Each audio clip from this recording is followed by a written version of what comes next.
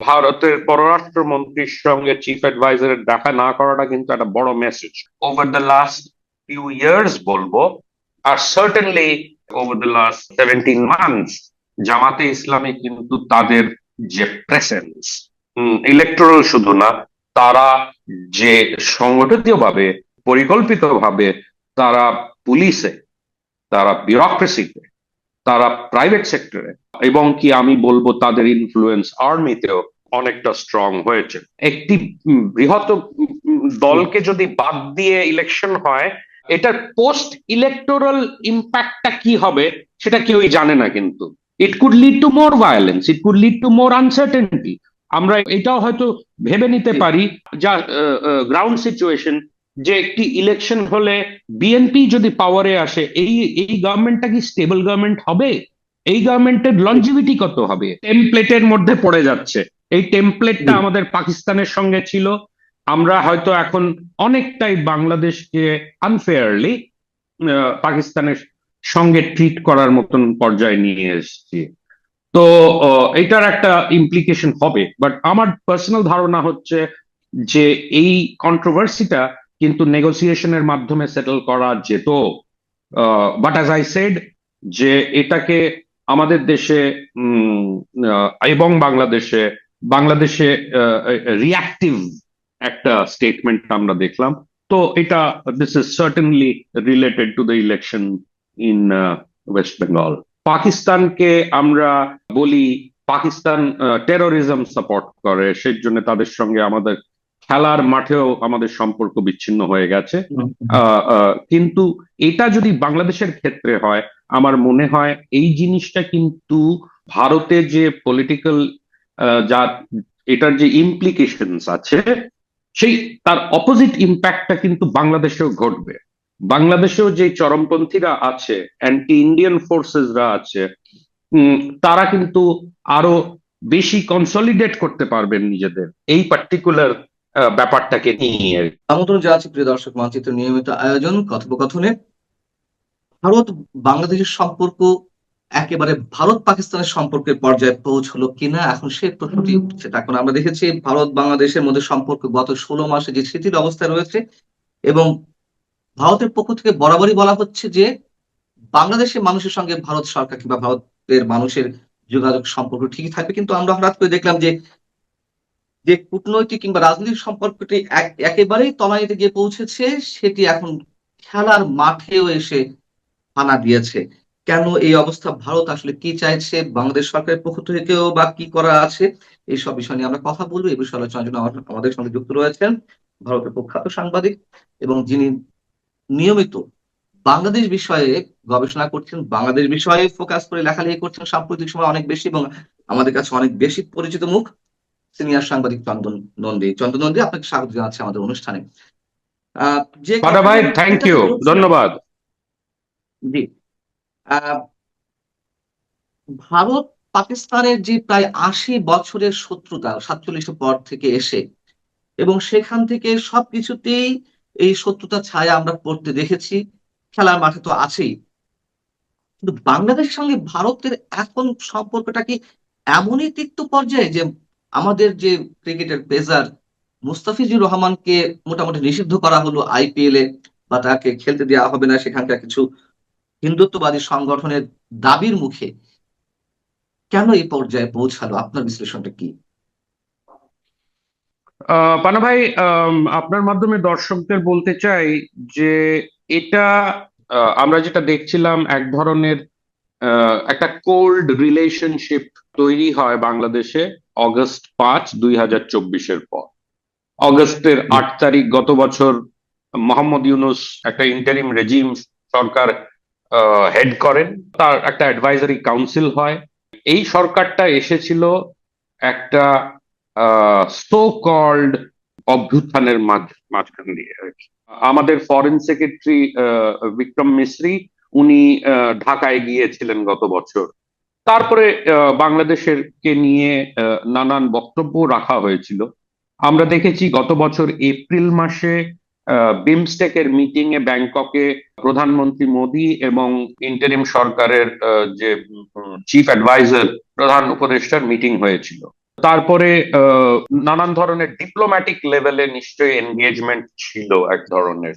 আমরা শুনি, অলদো আমরা কোনো কনফার্মেশন পাই না, স্ট্রং কনফার্মেশন পাই না, যে আর্মি চিফদের মধ্যেও একটা সম্পর্ক মানে আছে বা ছিল, সেটা হয়তো এখনো বজায় আছে, টেলিফোনে তারা কথা বলে। তো এগুলো এক ধরনের খুবই low scale, low intensity engagement, but তার মধ্যে ডিপ্লোম্যাটিক টানাপোড়ানো হয়েছে।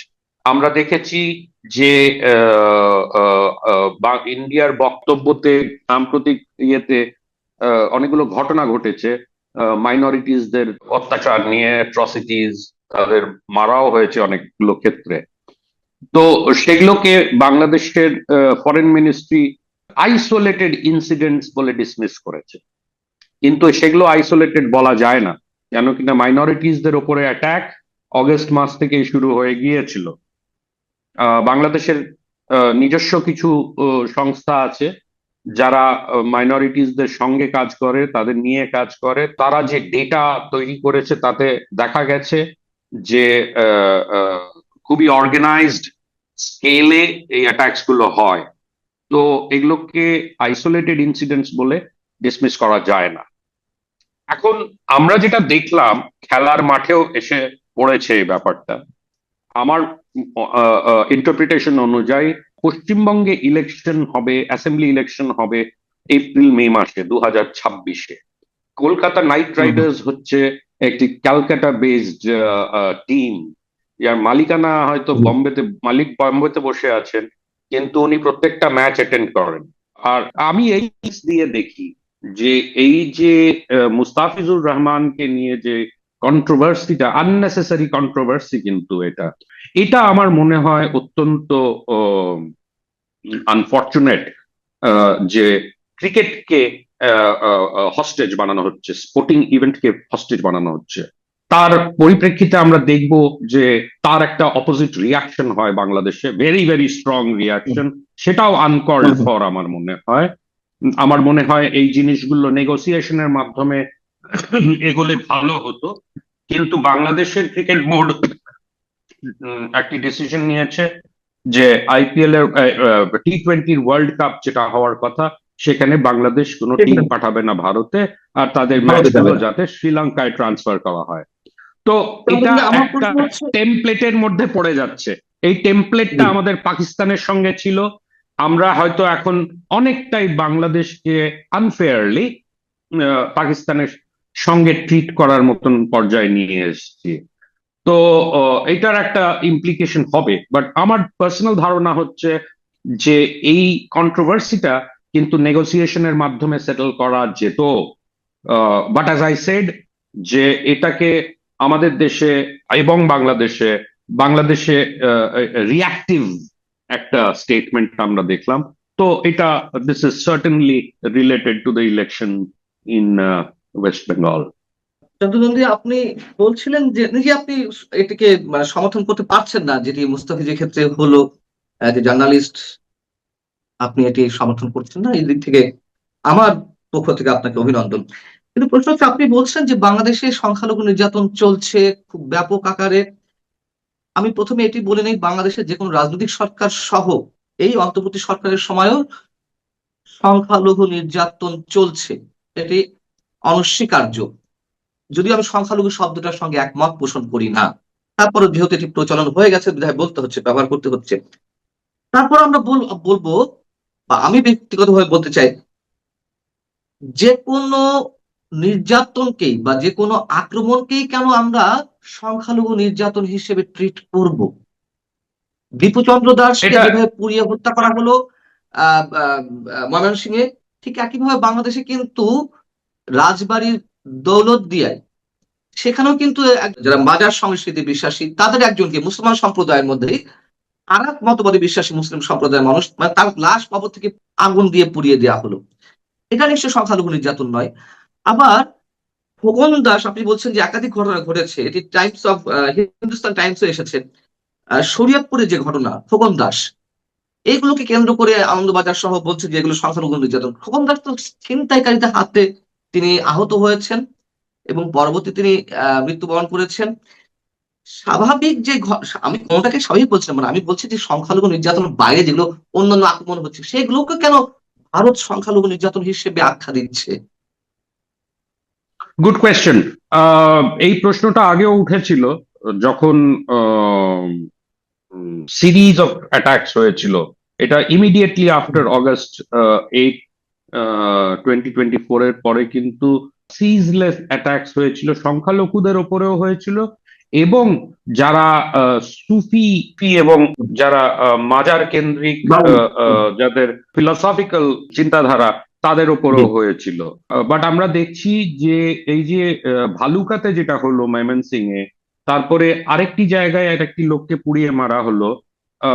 এই যে the very act, hmm, hmm, the very act, মানে শুধু যে মেরে ফেলছে তা না, তার সঙ্গে যে ডিগ্রি অফ ভায়োলেন্স যেটা ইউজ করা হচ্ছে, তাকে হুম, হুম, লিঞ্চ করা হলো আগে।